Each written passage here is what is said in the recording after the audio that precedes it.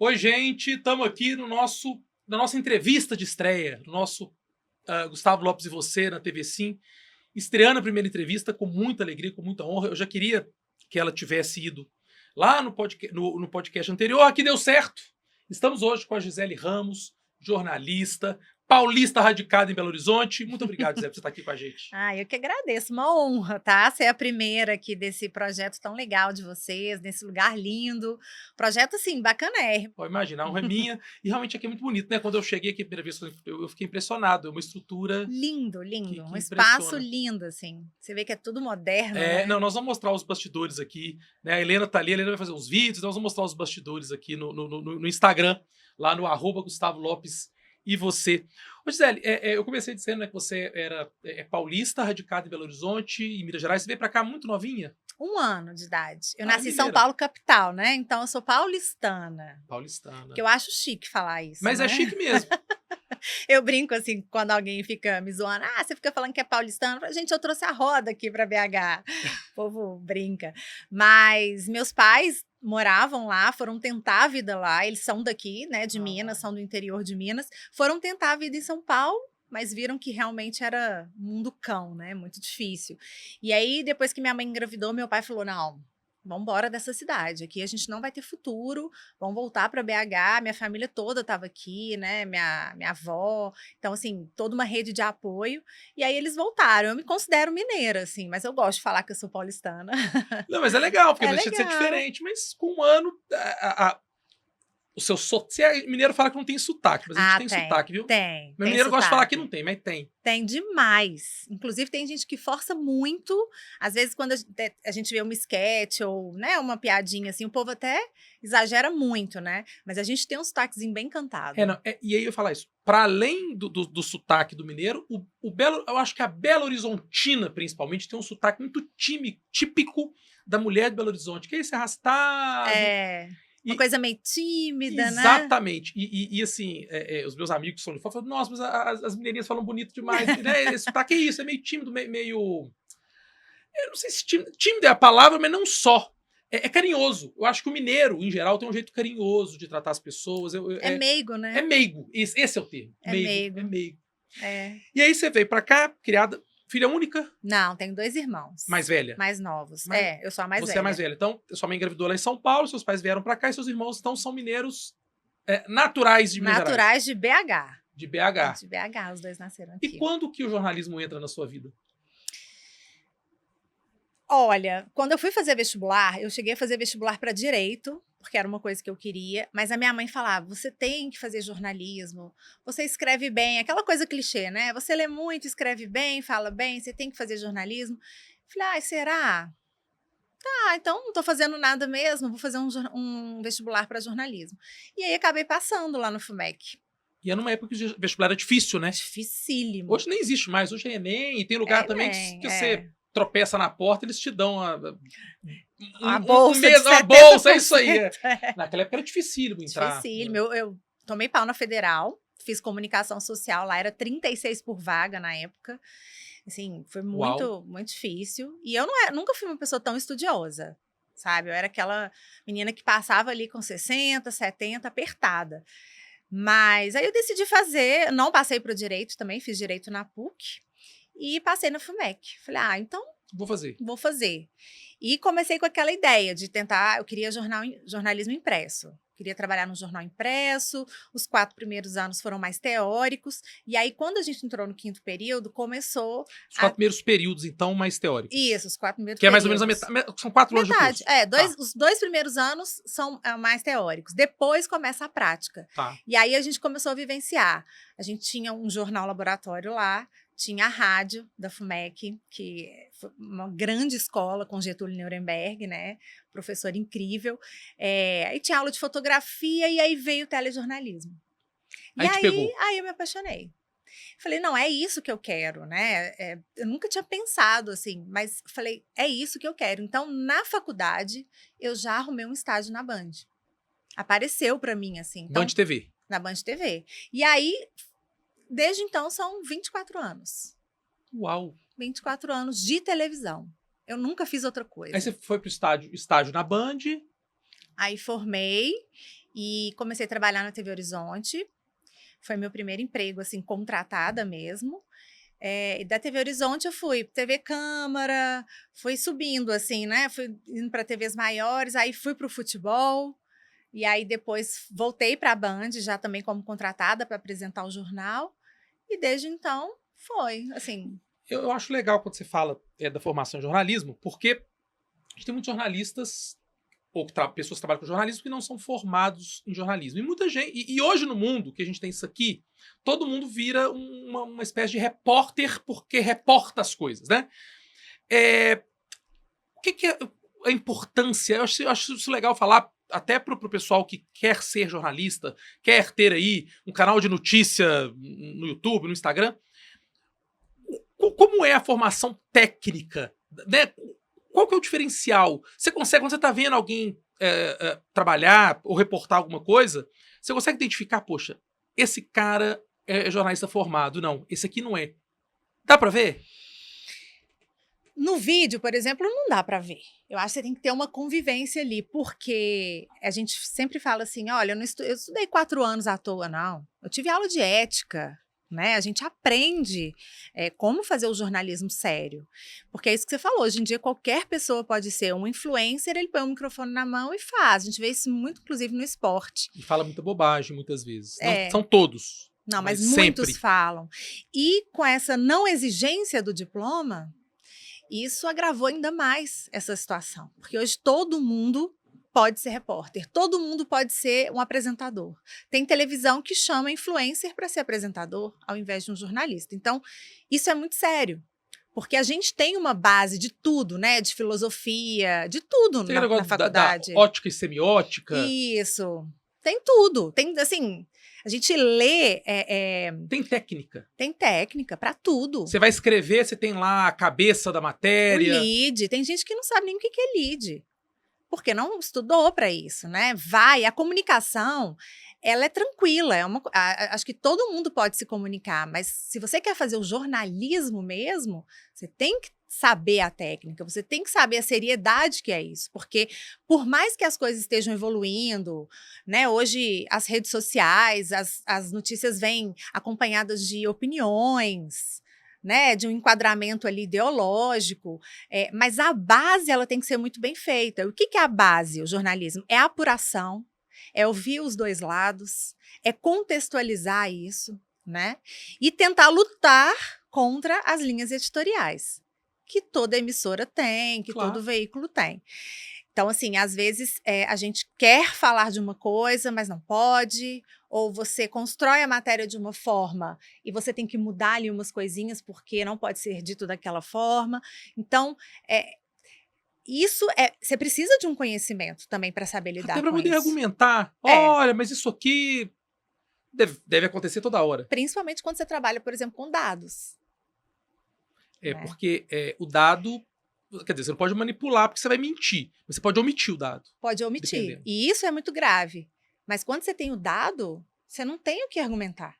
Se você tiver o dado para apresentar, olha, a matéria é essa, a linha é essa, mas tem isso. O que eu faço com isso? Tipo, eu quero fazer uma matéria que o desemprego é o menor da história.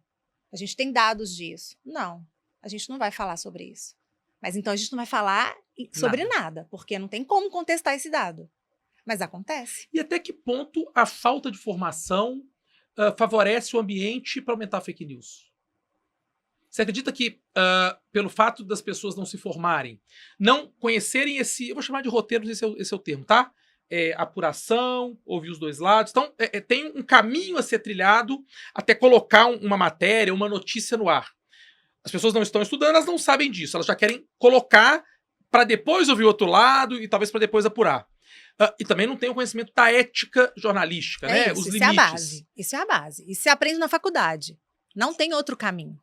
E até que ponto, talvez a falta disso... porque tem gente que faz fake news por pura maldade.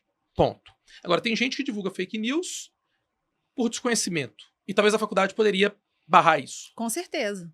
Mas eu acho que, geralmente, jornalista sério, dificilmente ele divulga fake news. E normalmente é formado.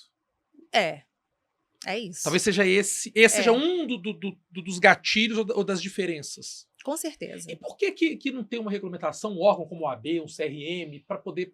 Ó, só pode trabalhar em rádio, TV, quem tem lá o... Existe um conselho do jornalismo que tem um registro? Existe. Então existe. só quem A gente tiver o tem um registro no conselho. profissional. Mas não tem exigência de Não tem diploma exigência de- mais. Até Isso- para ter o registro? Sim, sim, você tem que ter o diploma para ter o registro. Tá, Não, hoje você não tira o registro se você não for formado. mas para trabalhar não precisa do registro. Eu acho que em alguns lugares não. Nas Entendi. grandes mídias, eu acho Sim. que sim. Eu acredito que sim. Quando eu fui contratada em todas, me pediram meu currículo, meu o quê? registro um profissional. CRJ, tem um nome? É MP. MP. É. É o Não, MP. JP. Jornalista profissional e o número. Isso vem na carteira Porque de isso é trabalho. importante, que a própria a instituição controla um pouquinho os limites éticos, morais e Com etc. certeza, mas o que eles estão fazendo hoje? Contratando pessoas não formadas, contratando influencers, né, para ocupar esses lugares. Então, assim, eles estão assumindo um risco muito grande, porque televisão é simpatia, televisão é carisma. Hoje, eu nunca concordei muito com isso, a gente estava até falando isso aqui antes, a televisão é beleza. Depende. Eu acho que beleza é uma coisa tão relativa, sabe? Tem gente que é tão simpática e que fica tão bonito na TV, e tem gente que é maravilhosa e não tem uma simpatia, não tem carisma, então também não passa nada. Aquela pessoa ali fala bem, ela tem 1 milhão de seguidores, então ela vai se dar bem aqui na TV. Pois é, eu acho que esse é o ponto. A televisão aberta, especialmente, ela está um pouco, talvez, perdida neste momento em que ela está sendo apertada pelas redes sociais de um lado, então as pessoas consomem muito mais notícia por grupo de WhatsApp, por Instagram, por Facebook, e por cima ela está sendo apertada pelos Netflix da vida, né? Pelo conteúdo enlatado, por demanda. E aí, nesse movimento, a TV tá flertando com esse conteúdo enlatado. A Globo fez o casamento com o Globoplay, depois o SBT Play, a Band Play, a Record tem o Plus. Record Plus. Record Plus. E da parte, e vindo, não vou chamar de baixo, não tô dizendo de baixo não porque é pior ou menor, mas assim, para dizer que tá apertando também as redes sociais em que as pessoas fazem as próprias notícias, divulgam as próprias notícias, tem os seus portais. E eu acho que a TV nesse movimento tá tentando pegar um pouquinho da influência ou do público desses dois lados para fazer acontecer. Talvez seja isso. Não, e tá tudo bem, mas eu acho que você tem que ter um limite aí. Se eu pegar um influencer para apresentar um jornal, por exemplo, não dá. Se for um programa de entretenimento, ali como um comentarista, alguma coisa assim, mas não dá. Coloca uma pessoa dessa para entrevistar. Você entrevistar uma pessoa é uma coisa muito séria. Claro. Claro. Né? Então, é isso que preocupa, assim. Eu acho que tem gente saindo de reality show, indo direto ser repórter, apresentador, verdade, assumindo quadros. E aí? É só pela fama? Né? Eu acho que o pessoal tem esquecido muito da base do jornalismo. E isso não pode esquecer nunca. E é interessante que tem muito caminho inverso, né? Por exemplo, a Ana Maria Braga, ela é jornalista, era apresentadora de telejornal. Tem até outro dia eu vi um vídeo dela apresentando o jornal na TV Tupi. Uhum. A Patrícia Poeta, a Fátima Bernardes vieram do jornalismo para o entretenimento. E hoje as pessoas estão saindo do entretenimento, que é diversão, e indo para o sério, que é o jornalismo. E esse caminho pode ser muito perigoso. Muito perigoso, muito perigoso. Porque se você pegar algumas emissoras, você tem um jornalismo que ele é comentado. Você tem que emitir ali a sua opinião. Então você tem que ter uma bagagem, uma noção, porque a linha é muito tênue, né? Você tem que ser ali um pouco senso comum. Você não pode falar muitas vezes o que você realmente pensa, mas você tem que analisar aquela situação. E você é cobrado por isso, porque você tem que comentar. E o público ama isso, porque o público quer ver a sua análise. Eu sei porque quando eu apresento, as pessoas falam isso, sabe? E geralmente, quando é uma mulher apresentando, a gente tem uma sensibilidade maior. Isso é nítido, claro, assim, e a gente recebe esse feedback. Sabe? Às vezes o homem ele é mais Você sabe que eu defendo a tese de que o homem, historicamente, pelo menos na sociedade moderna, o homem tem tentado, agora graças a Deus está mudando, apagar a mulher porque ele sabe que a mulher é melhor preparada para o mundo. A gente não vê mulher cometendo o número de crimes que homens cometem. A gente não vê mulher matando no trânsito. A gente não vê mulher cometendo uma série de atos que os homens fazem hoje com muita, não vou dizer naturalidade, mas com muito volume. Então, os homens, em algum momento lá atrás, perceberam: opa, se eu não tolher aqui no início, não vamos usar da gente para nada. E hoje, com a tecnologia, nem para reprodução. Então, e aí? E aí o homem vem historicamente trazendo filosofia, religião, enfim, vários aspectos para acabar colocando a mulher em segundo plano. Eu defendo muito essa linha. E agora que vocês estão aparecendo, especialmente nos últimos 20 anos, talvez, né, dessa evolução, e aí eu vou encaixar essa pergunta, nos últimos 24 anos, né, da Gisele recém-formada, a Gisele experiente, com a carreira consolidada, o que mudou para a mulher no mercado? O que você enxergou de mudança para a mulher no mercado? Pergunta difícil. Ou não mudou nada? Pode não ter. Olha, Gustavo, olha, vou te falar. Hoje a gente vê mais. Porque talvez eu, homem, veja mais mulheres trabalhando, mais mulheres ocupando espaços, mas os números, a gente falava de números, mostram que com salários menores, com menos cargos de direção. Talvez nada tenha mudado. Talvez tenha mudado só o número de mulheres, até porque as mulheres têm mais tempo de escola, têm se preparado melhor. Talvez não tenha mudado nada também. Eu acho que no jornalismo geral, talvez não tenha mudado, mas eu também não tenho um conhecimento para afirmar isso. No futebol, sim. No futebol, eu acho que a mulher cresceu muito. E a gente está vendo hoje, né, que às vezes o grupo de arbitragem ali é todo feminino, muitas repórteres, muitas comentaristas, narradoras, e são muito contestadas, né? Muito. Mas assim, eu acho que no futebol isso cresceu. No jornalismo geral, não sei. Mas uma coisa me chamou a atenção, há pouco tempo eu fui numa festa da CDL, que teve o prêmio de jornalismo lá. E aí eles decidiram homenagear as mulheres. O tema era mais ou menos esse. E aí eles chamaram só 4 mulheres que estavam no alto cargo. Posto de liderança. Isso. Como diretora. E talvez elas não representem quem está na ponta. Quem vai pra rua, cobrir o fato.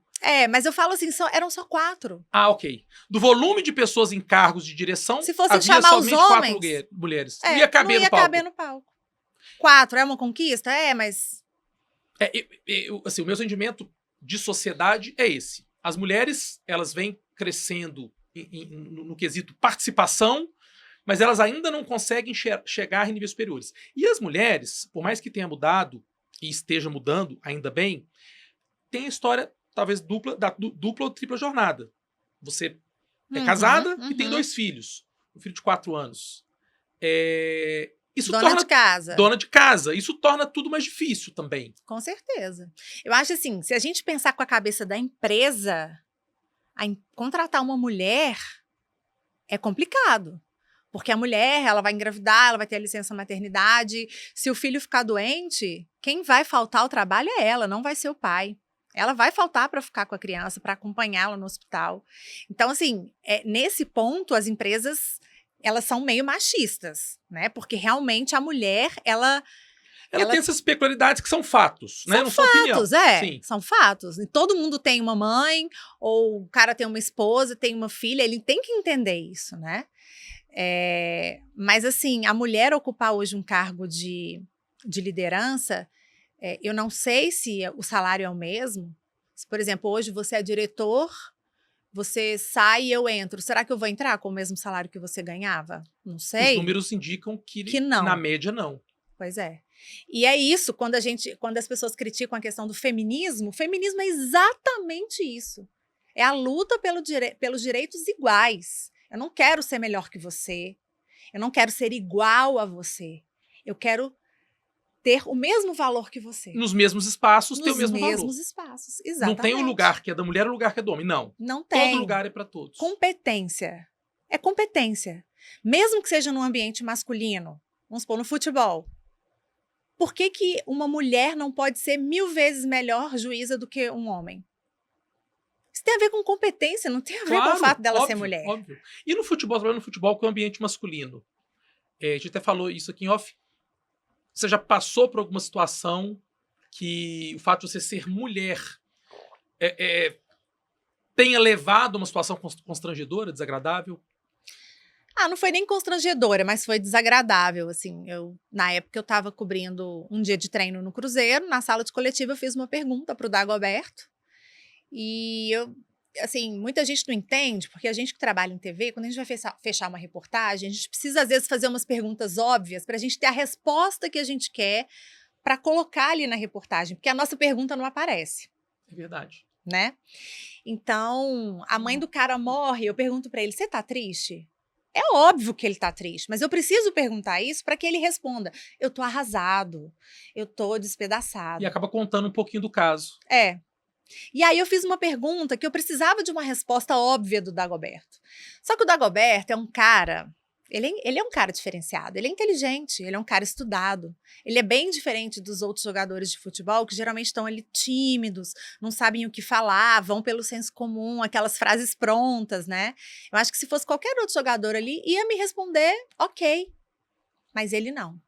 Na hora que eu fiz a pergunta, que eu virei para trás, ele falou, que pergunta é essa? Você ouviu? Ouvi. E todo mundo ouviu, e ficou aquele silêncio. E aí ele só respondeu, eu nem lembro sobre o que era direito, sobre Vitória. Nesse momento é o menos importante. Mas assim... E ninguém se levantou? Pô, não, ninguém se levantou. Depois todo mundo comentou, nossa, que absurdo que ele falou assim com você, falou com você assim só porque é mulher, porque se fosse um homem não ia falar e tal. Eu falei, olha... Eu não sou uma pessoa barraqueira, de dar bafão, essas coisas. Eu acho desnecessário, inclusive, porque assim, eu nem me senti tão ofendida, não. Eu achei que ele não foi bacana. Mas não me senti ofendida, porque isso não me ofende. Eu não fiz uma pergunta idiota porque eu sou idiota. Eu fiz porque é uma estratégia do meu Isso trabalho. vem da técnica que você aprendeu na faculdade estudando. Exatamente. E ele também não é obrigado a saber disso. Mas eu acho que se fosse um homem, ele não teria falado. É aquela história da Mili Lancombe com o Rogério Ceni. Esse caso é famosinho no Sport TV. Que ela fala alguma coisa num comentário, que o Rogério Ceni teria assinado um contrato com o Liverpool e tal. E aí ele entra no ar ao vivo. A Globo bota, o Sport TV coloca ele no ar ao vivo. E ele começa a confrontar ela ao vivo. Eu nunca vi uma situação daquela com um homem que falou uma bobagem no ar. Então, será que se esse comentário tivesse vindo de um comentarista homem, será que teria sido colocado no ar daquela forma e exposto a profissional aquele tanto? Claro que Eles não. poderiam simplesmente, olha, gente, o Rogério entrou em contato, não é isso, tal. Ela pediria desculpa e a vida ia seguir. E ela fala, né, que aquilo acabou atravancando, travando a carreira dela. E isso realmente me incomoda. Eu falo, e você tem um filho homem? São 2 homens? Não, o Diego tem 11 e a Bela tem 4. Então tem um filho pré-adolescente e uma menina, criança de 4 anos. Eu tenho homens. E eu fico sempre pensando, qual a importância que eu tenho na formação deles de não formar homens machistas. Então, essencial. Eu me sinto na obrigação. E eu falo, gente, eu sou feminista. Porque se eu não for feminista, eu não vou conseguir ensinar boas práticas para os meus filhos. E você sabe onde que começa isso, né? Dentro de casa, como eu trato a minha esposa, as mulheres. Exatamente. Porque tem muito homem que humilha a mulher, trata mal e depois fala pro filho assim, não pode.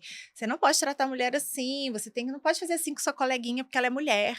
Uai, mas criança não vai pela palavra, não, vai pelo exemplo. O exemplo arrasta, não tem isso? Com a palavra, certeza. sei lá o quê, mas o exemplo arrasta. Com certeza. Então, hoje, lá em casa, eu e meu marido, a gente faz esse trabalho com o Diego. Porque, às vezes, ele trata mal a Bela. Normal, aquelas coisas de irmão e tudo. Peraí, não é assim que se trata uma mulher. Você já viu seu pai me tratando assim? Isso é ótimo. E ela, além de ser mulher, ela é menor que você. Então, você não pode nunca aumentar a voz como uma mulher. Nunca. Não sei o quê. Não tem, Diego. É assim que você vai tratar. E se for uma colega da sua sala, uma pessoa mais velha, mulher, a gente não trata dessa forma. Ninguém. Né? O ser humano a gente não trata ninguém, mal. Mas é importante destacar a mulher. Demais. Porque com certeza ele vai crescer.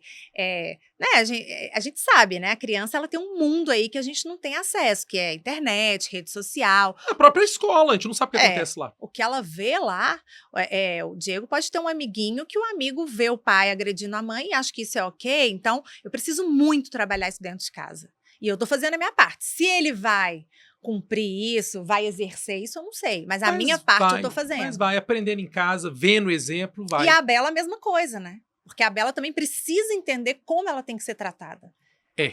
Para não aceitar ser tratada de qualquer forma por qualquer pessoa. É verdade. Não aceitar menos do que ela ela merece. levantar contra... Exatamente. Eventuais ela abusos. tem 4 aninhos, mas eu falo, olha, sua professora te tratou bem hoje? Não deixa ninguém te tratar mal, filha. Ninguém.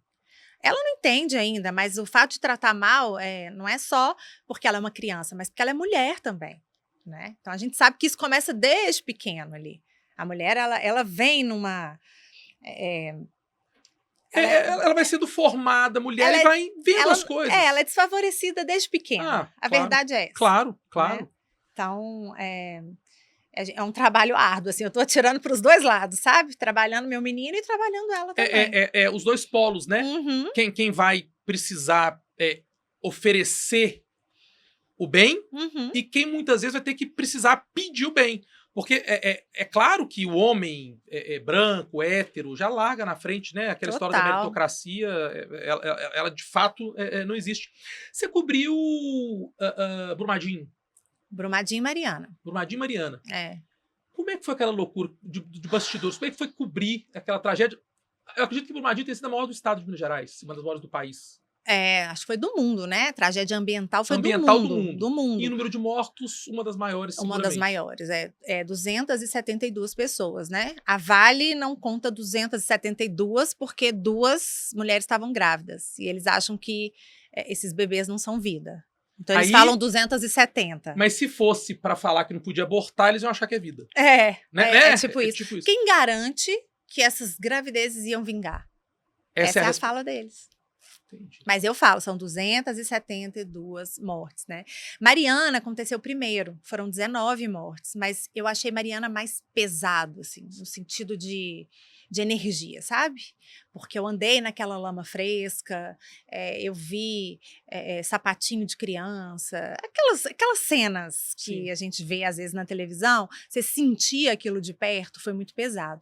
Em Brumadinho, quando aconteceu, eu já fui direto para lá, mas eu fiquei no QG, que era na cidade, porque ali se concentravam as informações oficiais dos bombeiros, então eu não vivi a tragédia de perto, assim. Mariana, não. Eu pisava na lama, eu conversava com as famílias, era uma novidade para todo mundo, né? Quando aconteceu Brumadinho, a gente ficou, gente, é inacreditável que a gente vai ter que passar por tudo isso de novo, que é muito pesado. Eu voltei de Mariana com tonteira. E aquela energia ruim. Péssima. Eu tava péssima, eu voltei péssima. Meu filho era pequeno na época, eu fui pra lá, passei 15 dias direto. Então, e são 15 dias, 24 horas no ar. Quer dizer, não no ar aparecendo, mas você sempre ligada com o que vai acontecer. Você não pode desligar, porque a todo momento, né? Pode surgir uma novidade. Exatamente. E se você não estiver ligada, talvez você perca um furo. Total. E tá todo mundo ali do seu lado, né? Então você precisa estar ligado a 24 horas. Todo mundo bebendo da mesma fonte, e aquele que for mais sagaz de enxergar o que o outro não viu, ou ter aquela fonte que o outro não teve, ela traz uma... Falando em fonte, você atuou, ou atua também no futebol, faz matérias de futebol, os furos jornalísticos do futebol a todo momento vem, ainda mais época de início de ano, quem vem para qual clube, sai um treinador, vai sair, vai ficar. Então as fontes são essenciais para os grandes furos. Fulano se perder hoje, treinador vai ser demitido. Tá vindo fulano pro meu Galo, tá vindo fulano pro Cruzeiro. Como é que no ambiente masculino para a mulher trabalhar com fontes que são masculinas? É mais difícil, é mais fácil? Dificílimo. Dificílimo. Pensa, analisa a situação. Na época que eu cobria futebol, a gente tinha acesso... Você não está cobrindo mais futebol? Não. Tá. Raramente eu vou aos jogos, faço uma matéria ali, mas hoje também não tenho acesso da imprensa aos CTs de treinamento, né? Mas antigamente a gente ia todo dia. Terminava o treino, tinha coletiva e tal, os jogadores iam para os carros para poder ir embora. Aí um jornalista ia lá, pendurava lá na janela do Fábio, na época era o Fábio, goleiro do Cruzeiro. E aí, Fábio, como é que você tá? Sua lesão, que dia que você volta? Me avisa com antecedência para eu poder dar primeiro e tal. Pensa se eu poderia fazer isso. Iria ter certeza que você estava flertando. De repente dando mole, ou né? ia se sentir no direito de um gracejo. E a imprensa também como um todo pensando. Alguém ia filmar, fotografar de longe e falar, olha aqui. A Gisele tá tendo alguma coisa ali. Ou tá tentando ter uma coisa que ninguém tem porque é mulher e porque é bonita, e etc, etc. E até daí vem um preconceito. Se a mulher consegue um furo com um jogador de futebol, talvez ela tenha conseguido. A que preço? E ninguém questiona o preço do homem. Não, mas isso não vale também só no futebol, não, na vida, né? Como é que essa mulher virou chefe? Por que que essa mulher tá indo Ela e teve eu que não? dormir com quem pra poder o virar? teste do sofá e tal. Existe demais. Agora, por que que isso no futebol é tão sério? Porque tem muitas mulheres que se envolvem com jogadores. Eu entrei no lugar da Débora, na época que eu trabalhei na TV Reebok, que cobriu o Cruzeiro, a Débora que casou com o Kleber, gladiador. Quando eu entrei, o povo pensou, ó, quem será o próximo? Tipo isso, eu entrei lá, eu era Mas, casada. assim, Mas também acho que tá tudo certo. Mas muitas repórteres se envolveram. Mas E tá tudo tá bem, tudo bem. beleza. Só que isso, na cabeça do jogador, ele acha que toda repórter que tá ali tá ali pra isso, pra casar. isso. Entende? Então, assim, eu sempre tive uma postura muito séria, muito. Eu nunca tive problema direto com nenhum jogador, assim. E talvez você perca a chance de um furo, porque você às vezes se distancia tanto, e às vezes tem alguém que é legal, que, poxa, Gisele é baita jornalista, eu quero, mas tem medo também de se aproximar, porque você mantém a distância, deve acontecer. Não, eu mantinha muita distância. Infelizmente era assim, eu preferia ser assim, sabe? Do que ter problema, do que alguém comentar, algum zum. Eu era casada. Então, assim, depois eu separei, aí eu conheci o Fernando no futebol, já era uma pessoa do meio. Então, assim, minha postura ainda ficou mais séria ainda. Porque eu tava ali ao lado do meu marido, eu não podia permitir que ninguém chegasse. Eu sempre tive essa postura, assim, sabe? Mais distante mesmo, E quando você cobriu futebol, você cobriu o Cruzeiro especificamente? No início, eu cobria mais o Cruzeiro. Aí depois eu cobria tudo. Aí eu ia para o CT do Atlético, América também. Eu viajei para fazer várias transmissões quando eu estava na Band, né? Foi uma experiência, assim, incrível. A Copa do Mundo também. Você cobriu a Copa no Brasil. Tava no 7x1, claro, você é de Belo Horizonte, devia estar lá. Tava grávida de 8 meses. Poxa. Foi maravilhoso, porque assim, eu tava doida para cobrir a Copa. Era meu sonho. E aí eu descobri que eu tava grávida.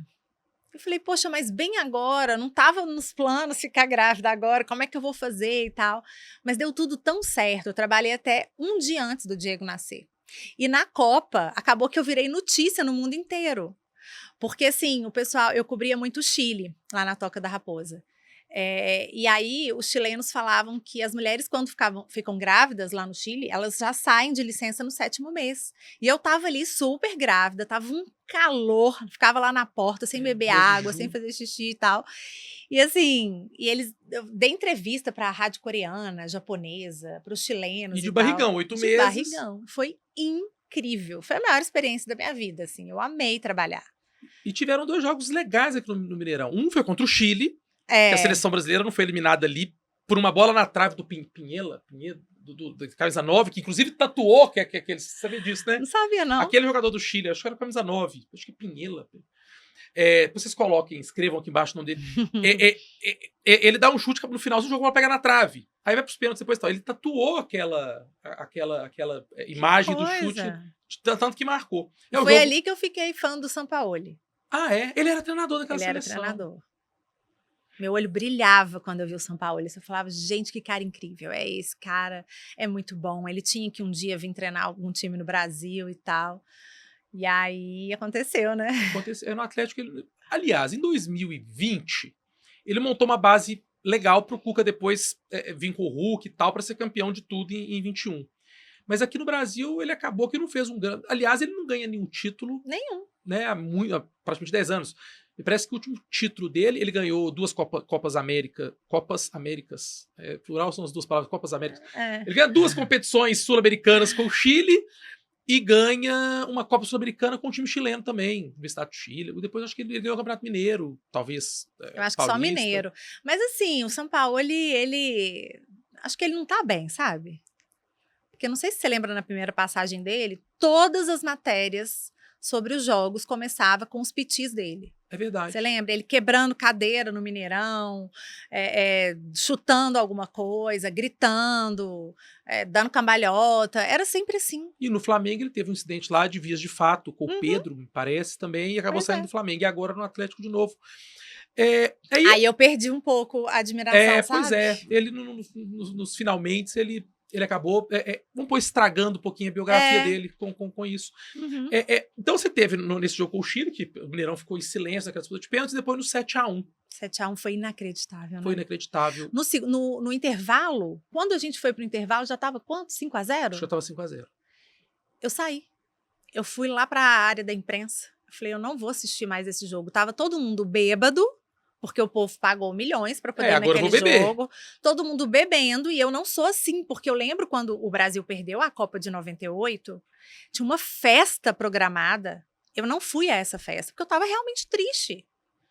Eu desci, fui lá para a área da imprensa, fiquei lá vendo o jogo pela televisão, triste. Eu e minha barriga lá. Gente, eu não acredito que eu tô vivendo isso.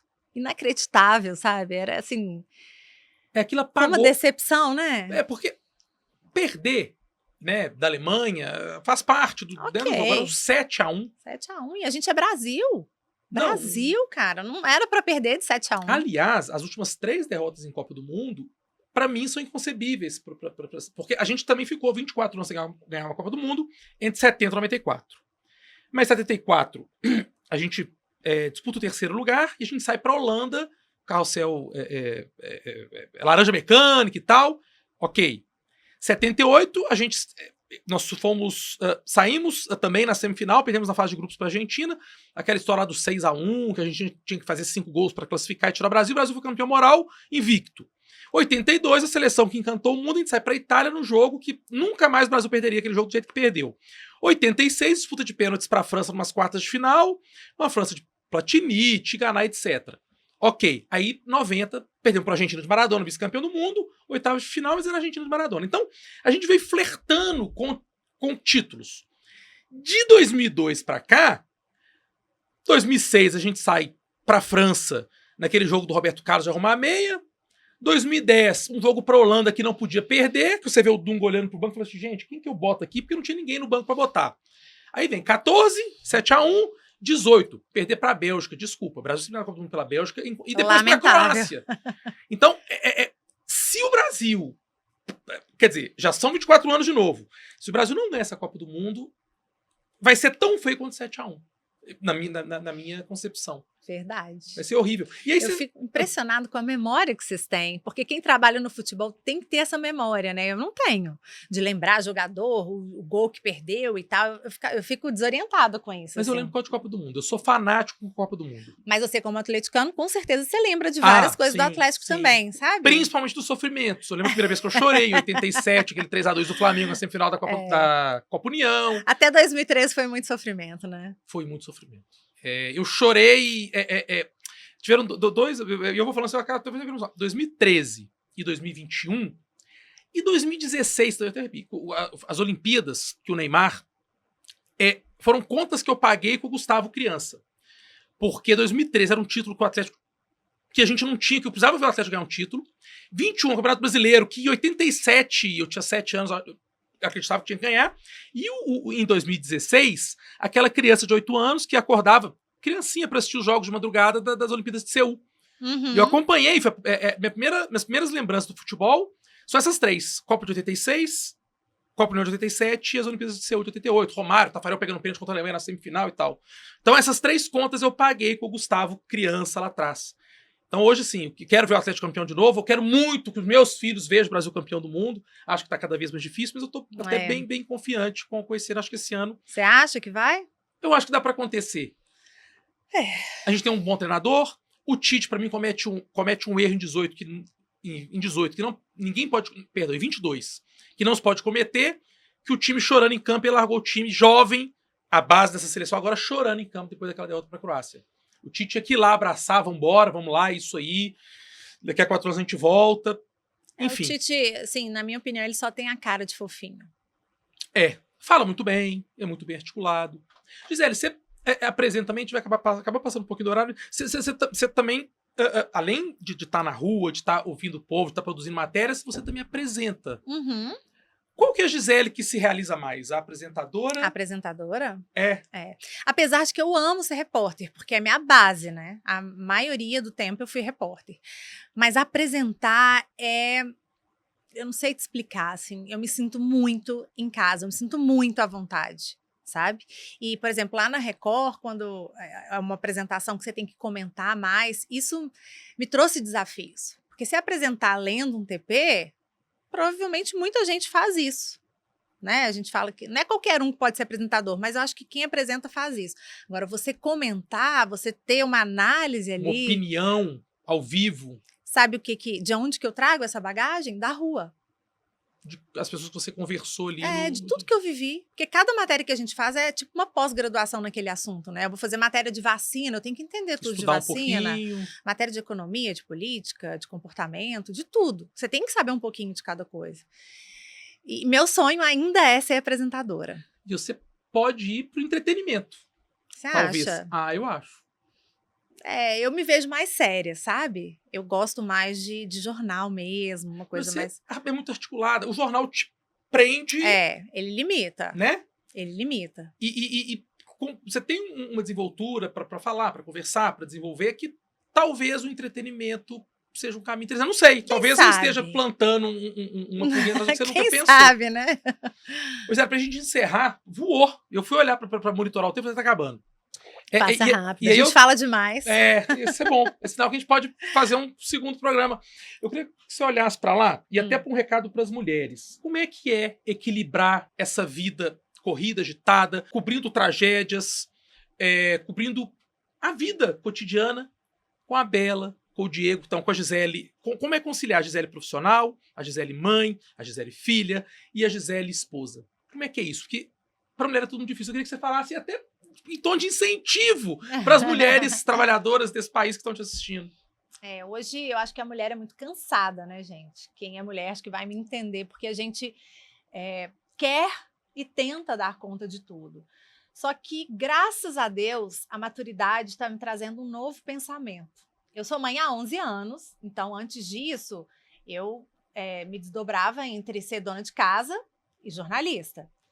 Depois veio a maternidade. Então, assim, virou um desafio quase que impossível. E hoje, com 2 filhos, 1 mais 1 é igual a 11, né? Quem tem 2 filhos vai saber. Graças a Deus, a maternidade me trouxe um pensamento de que eu não tenho que dar conta de tudo. Então, eu tenho me permitido falar assim, não, hoje eu não quero arrumar a casa porque eu tô cansada.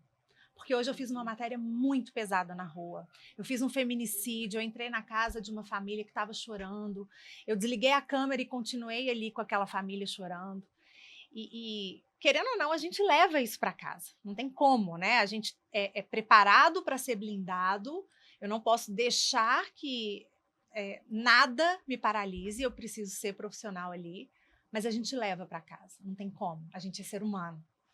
Então, e eu tento blindar de todas as formas, mas eu chego em casa chateada, eu chego em casa, eu fico pensando naquele assunto. Então, eu tô nessa fase, sabe? Eu acho que eu já quis, assim, dar conta de tudo. Não, eu dou conta, eu não preciso de ninguém, eu vou fazer isso, eu vou fazer aquilo, eu tô cansada, mas eu vou. Não, eu tô nessa fase agora.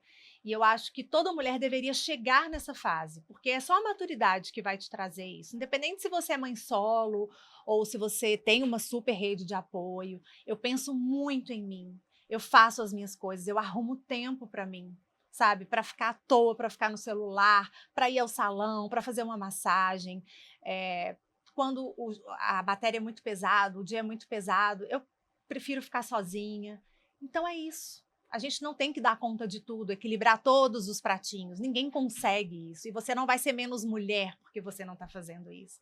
O importante é você se sentir bem, você se sentir feliz e descansada. Porque a mulher descansada, gente, o humor da mulher é o que direciona a casa inteira.